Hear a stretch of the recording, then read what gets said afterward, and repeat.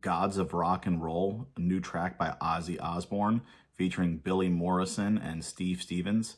I believe it's a reworking of an older song that he did, but I don't actually know the original version. This has an orchestra in it, and I think the orchestra is part of what's added. Billy Morrison and Steve Stevens are both guitar players who have played mostly with Billy Idol, and they've done stuff with Ozzy in the past here and there, and they're doing something with him here. So, like I said, orchestra in the intro, it is very, very, very beautiful sounding orchestra. It sounds really cool.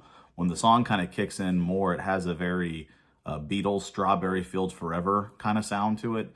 If you took Strawberry Fields Forever and you mixed it with Goodbye to Romance, that's a good way to describe what this song sounds like musically.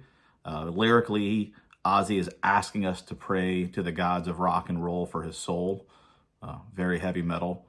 He's got a great sounding voice in it. I don't know if it's the old voice that he did when he recorded it years back. I think it was like 5 or 10 years ago. It wasn't like a long time ago. Or if it was redone for this. But his voice sounds great. It's not super processed. It has the typical Ozzy sound where there's something on it. But he's always had that, you know. I thought it sounded good.